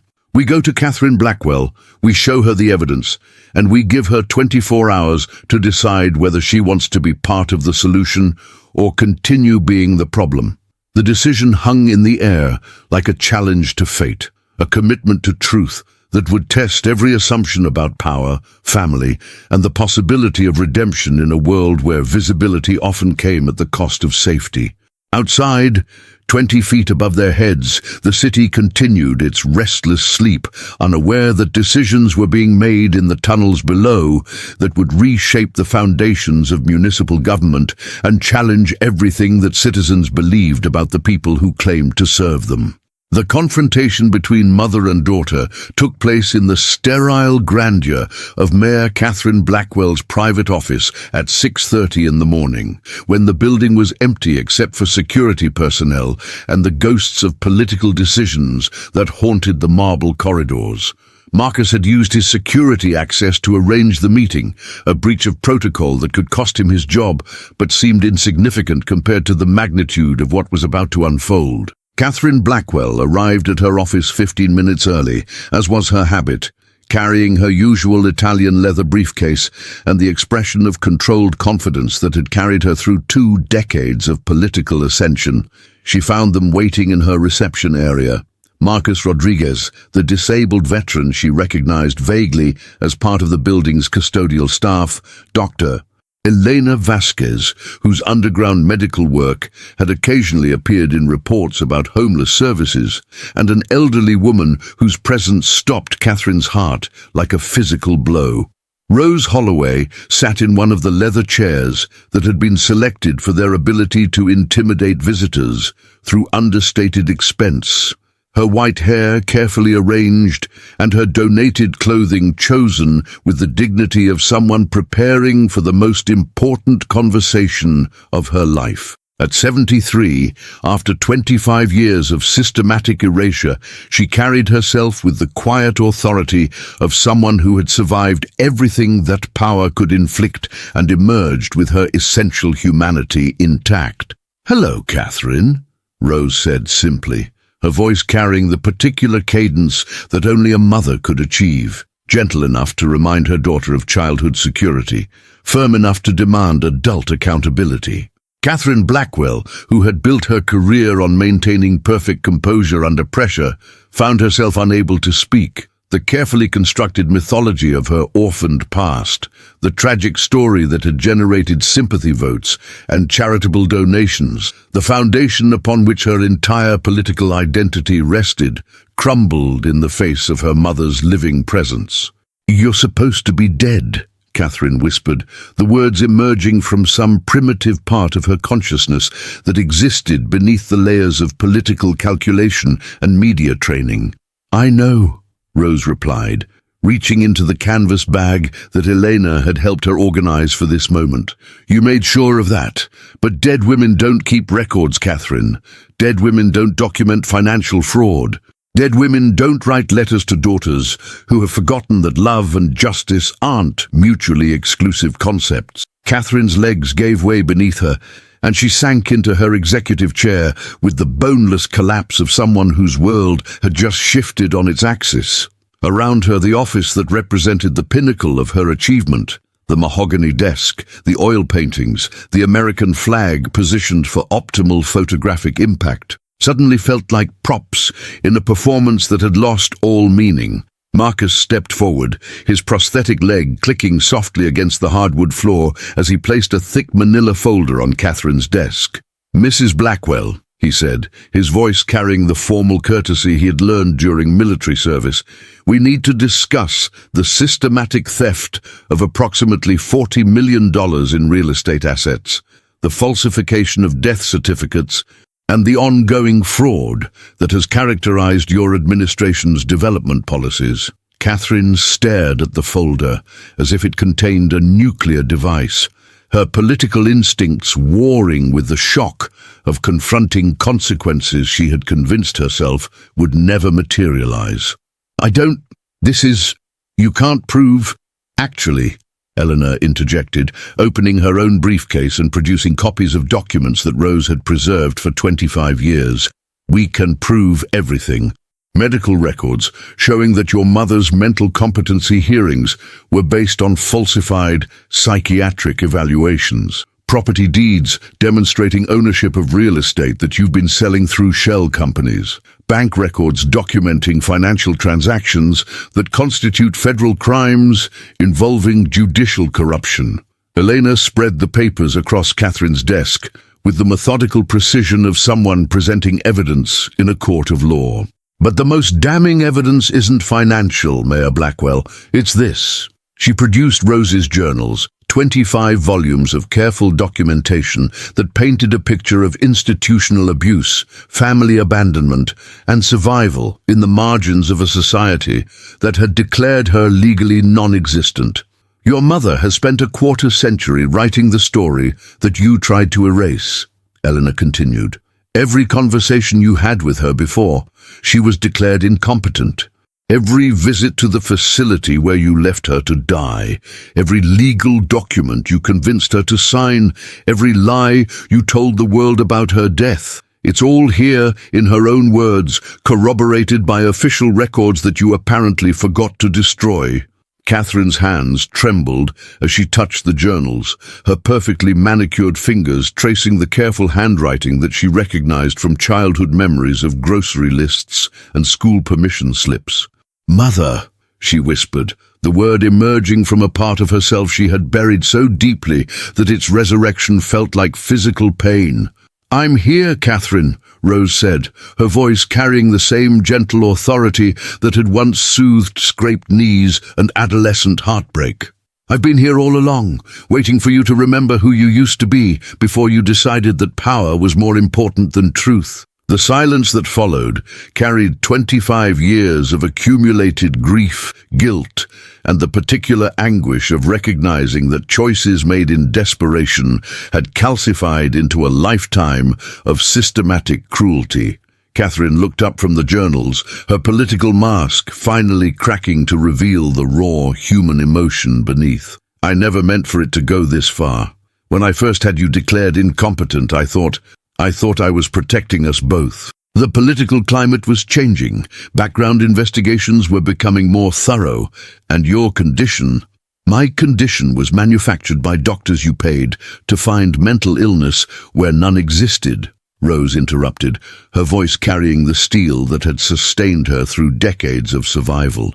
"You convinced the world that I was crazy because a crazy mother was more politically convenient than a poor one." Catherine's composure finally shattered completely, tears streaming down her face with the force of emotions that had been suppressed for decades. "I was 26 years old, Mother. I had just been elected to the city council, and my political advisors said that our background, was a liability. They said voters wouldn't trust someone who came from poverty, someone whose family history included mental illness and financial instability." She gestured around the office that had come to define her identity, her voice breaking with each word. "They said I needed a new narrative, something that would generate sympathy while projecting strength. The orphaned child who overcame tragedy to serve the public, it was perfect. It tested well with focus groups. It photographed beautifully for campaign literature. Rose leaned forward in her chair, her pale blue eyes reflecting the accumulated pain of a mother watching her child explain the mathematics of betrayal.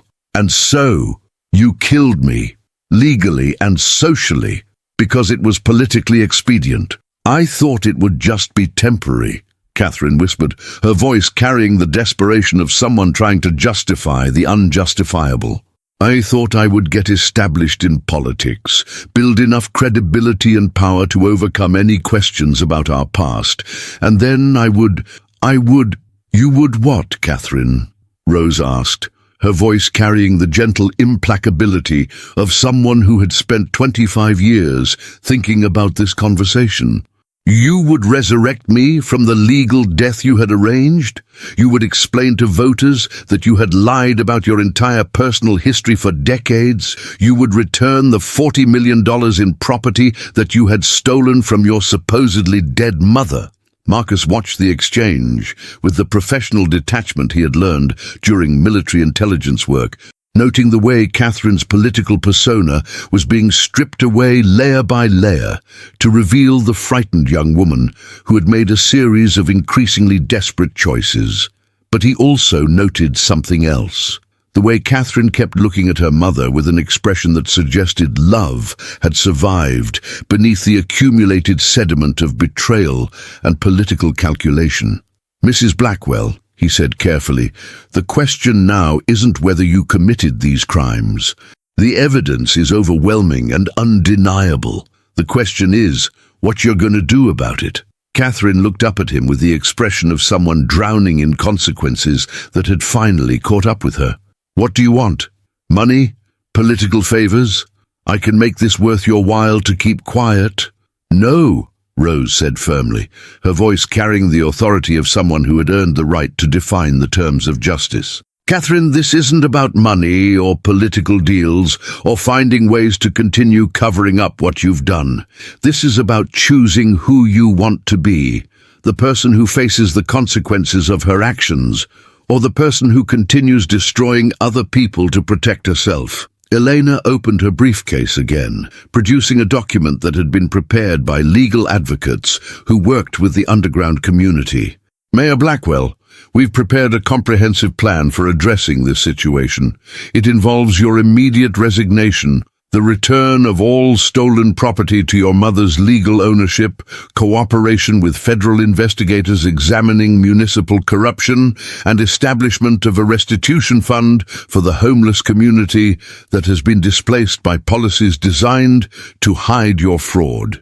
Nieja, she placed the document on Catherine's desk, its official language a stark contrast to the emotional devastation playing out around it. You have 24 hours to decide whether you want to cooperate voluntarily or wait for the criminal investigation that begins when we take this evidence to the FBI tomorrow morning. Catherine stared at the document as if it represented the end of everything she had built her life around, which, Marcus realized, it did.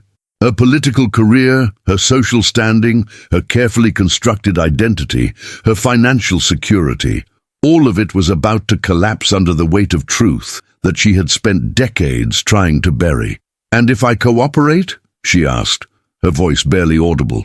If I do everything you're asking. Rose reached across the desk, her weathered hand covering her daughter's perfectly manicured fingers with the gentle weight of forgiveness that had been preserved despite 25 years of systematic cruelty. Then you get to discover who Catherine Holloway was before she decided to become Catherine Blackwell, Rose said, her voice carrying the promise of redemption that only a mother could offer. You get to learn whether the little girl I raised, the one who used to help me sort buttons and pin patterns, is still alive somewhere inside the politician you became. The choice hung in the air, like a challenge to everything Catherine had believed about power, identity, and the price of political success. Outside the windows of her office, the city was beginning to wake up. 800,000 citizens starting another day in the municipality that their mayor had built on foundations of fraud and family betrayal. In a few hours, the ripple effects of whatever decision Catherine made would begin spreading through the corridors of power, the newsrooms of investigative journalists, the courtrooms of federal prosecutors, and the underground tunnels where forgotten communities waited to learn whether justice was something that could be purchased or something that belonged equally to everyone. The choice was simple, even if its consequences would reshape everything: truth or continued deception, accountability or escalating cover-up, the possibility of redemption or the certainty of destruction. Catherine Blackwell closed her eyes and for the first time in 25 years tried to remember what it felt like to be her mother's daughter. 1 year later, on a crisp December morning that carried the promise of snow, Marcus Rodriguez stood before the entrance to the Rose Holloway Community Center, reading the bronze plaque that had been installed the previous week. The building that had once housed Mayor Catherine Blackwell's campaign headquarters had been transformed into something that would have been unimaginable 12 months earlier. A comprehensive service center for the homeless community that provided medical care, job training, legal advocacy, and transitional housing in the heart of downtown. The morning sun caught the polished bronze letters that told a story in carefully chosen words. Rose Holloway Community Center, established 2025, dedicated to the principle that every person's story matters, that dignity cannot be legislated away, and that redemption is always possible for those who choose truth over convenience. Below the main dedication, in smaller but equally elegant script, was a quote that had become the center's unofficial motto: "Time belongs to everyone equally." What we do with our time defines who we choose to become. Marcus checked his grandfather's watch, noting that he had 15 minutes before the morning staff meeting began. As the center's director of community outreach, a position that utilized both his military experience and his intimate knowledge of homelessness, he had learned to structure his days around the rhythms of service rather than survival. It was a transformation that still surprised him when he allowed himself to reflect on the distance he had traveled from the man who once collected aluminum cans in the pre-dawn darkness. The building buzzed with the quiet energy of purposeful activity. In the medical clinic that Dr. Elena Vasquez had established on the second floor, volunteer doctors provided health care that had once been available only in the underground tunnels. The legal aid office offered assistance with the bureaucratic maze that often trapped people in cycles of homelessness. The job training center, equipped with computers donated by local businesses, helped people develop the skills needed to transition back into traditional employment. But the heart of the building was the third floor, where Rose Holloway maintained her office as the center's executive director and kept the archives that documented not just her own story, but the stories of everyone who had found community in the abandoned subway tunnels. The walls of her office were lined with journals, photographs, and documents that preserved the humanity of people whom society had declared invisible. Marcus climbed the stairs to Rose's office, his prosthetic leg no longer a source of daily pain, thanks to the medical care that his new health insurance provided.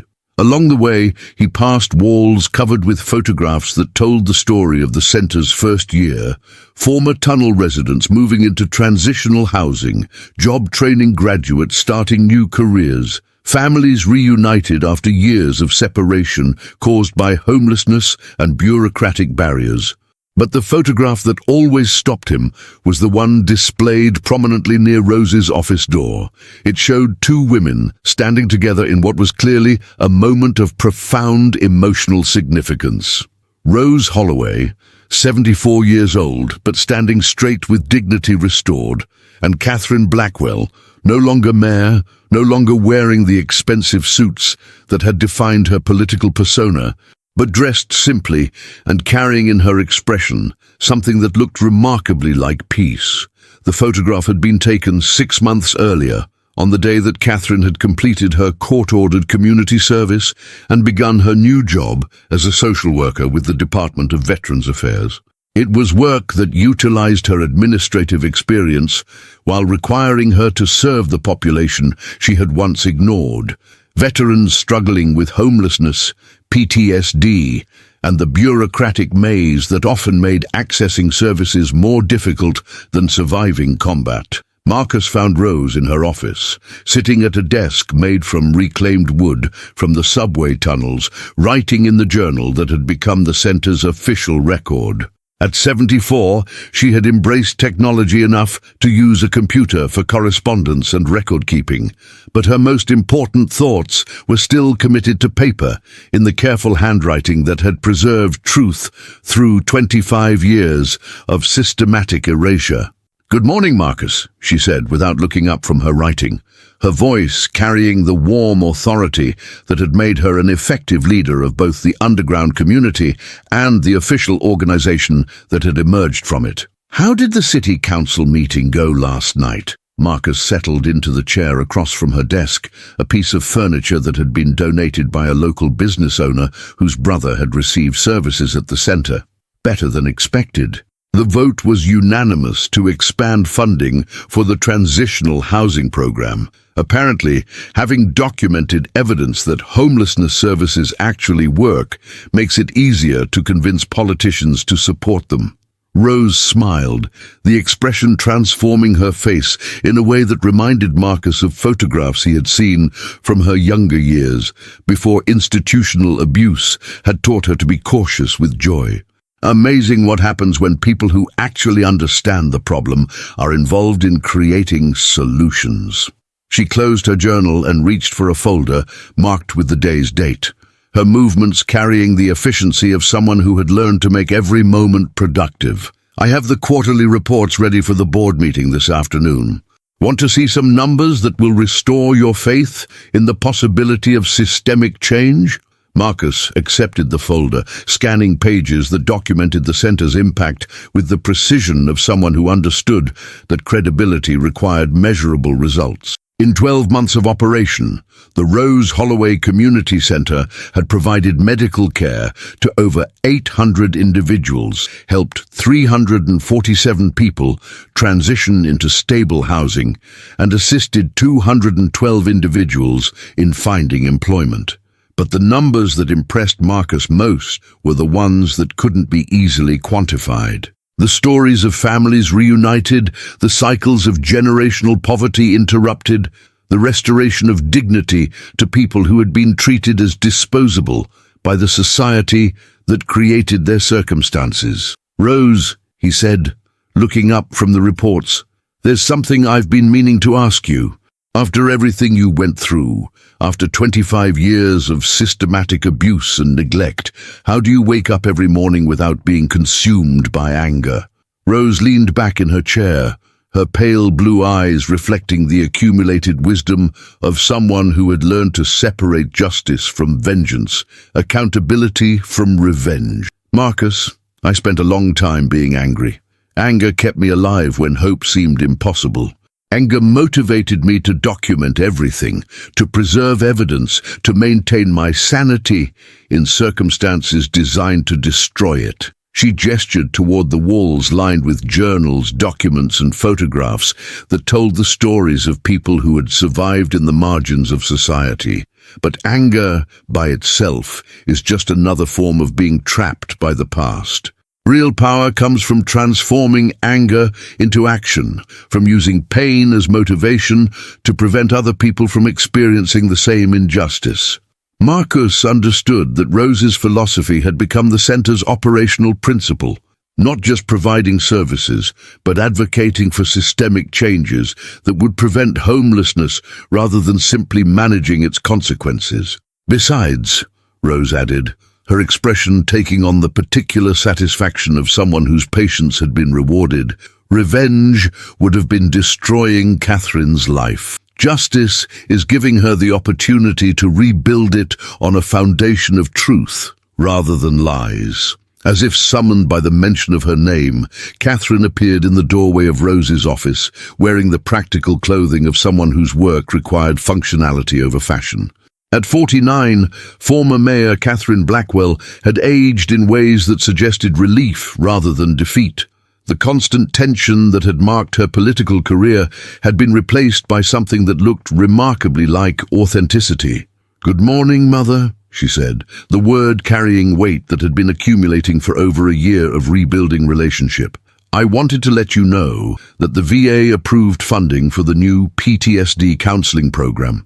We'll be able to hire 2 additional therapists and expand services to include family counseling." Rose stood and embraced her daughter, the gesture carrying the natural affection of people who had learned to separate love from enabling, support from complicity. "That's wonderful news, Catherine. How are you feeling about the promotion?" Catherine had recently been offered a supervisory position in the VA's Homeless Services Division, work that would allow her to influence policy at the regional level while maintaining her direct service responsibilities. It was a career path that utilized her administrative experience while requiring her to serve people she had once systematically ignored. "Terrified and excited," Catherine admitted, settling into the 3rd chair in Rose's office with the casual comfort of someone who had learned that vulnerability was a strength rather than a weakness. "5 years ago, I thought success meant accumulating power over other people. Now I'm learning that real success means using whatever power you have to serve people who need it most." Marcus watched the interaction between mother and daughter, noting the way their relationship had evolved from the emotional devastation of their confrontation to something that looked remarkably like genuine friendship. It hadn't been easy. The first months after Catherine's resignation had been marked by intense therapy, legal proceedings, and the painful process of learning to communicate honestly after decades of performative interaction. But they had both chosen the difficult path of reconstruction over the easier option of permanent estrangement. Catherine had accepted responsibility for her actions, cooperated fully with federal investigators, and committed herself to making restitution, not just financially, but through service to the communities her policies had harmed. "Catherine," Marcus said, "I keep meaning to ask you about something. The photograph on your office wall, the one of your mother from 1975. You kept it there for 25 years, even while claiming she was dead. Why?" Catherine was quiet for a moment, her expression reflecting the introspection that had become characteristic of her post-political life. I think part of me never really believed the lies I was telling.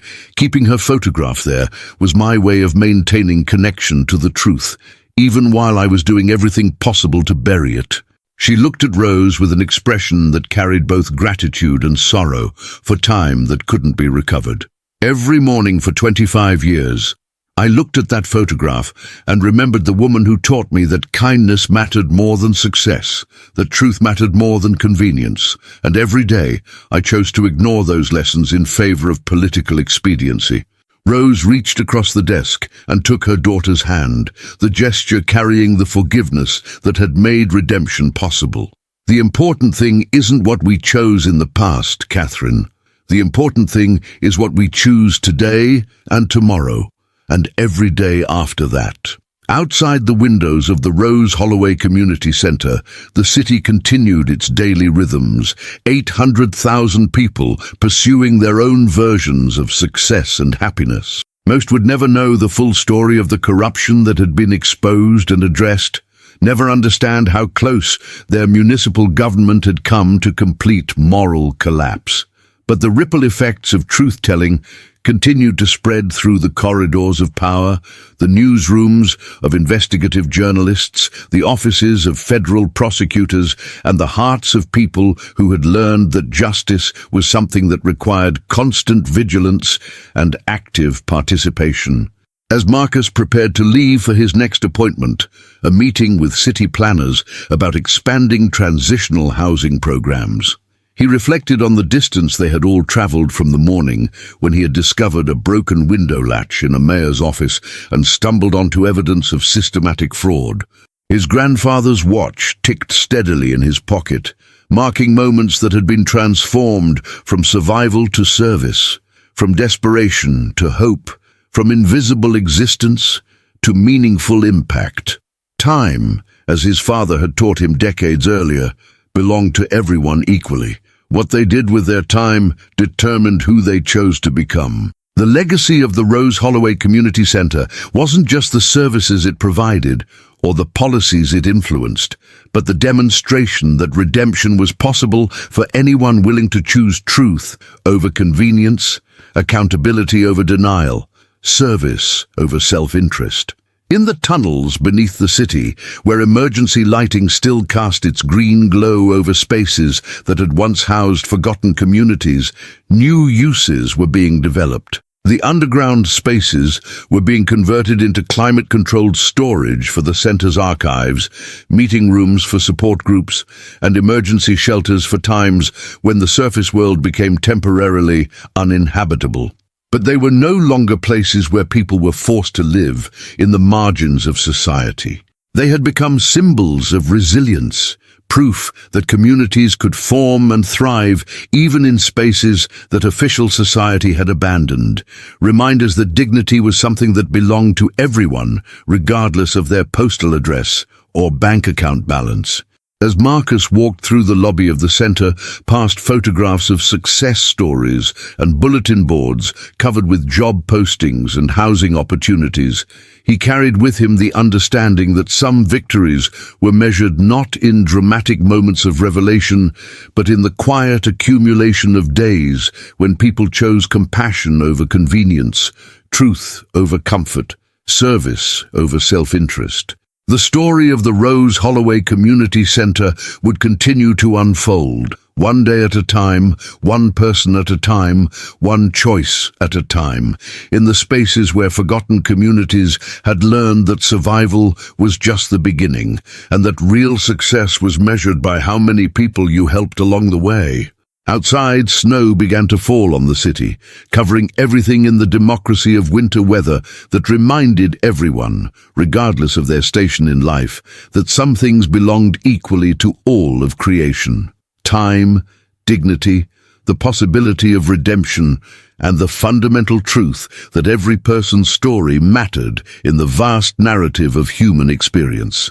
The legacy lived on, not in monuments or bronze plaques, but in the daily choices of people who had learned that love and justice weren't opposing forces, but complementary aspects of the same fundamental commitment to treating every human being as if their life had infinite value.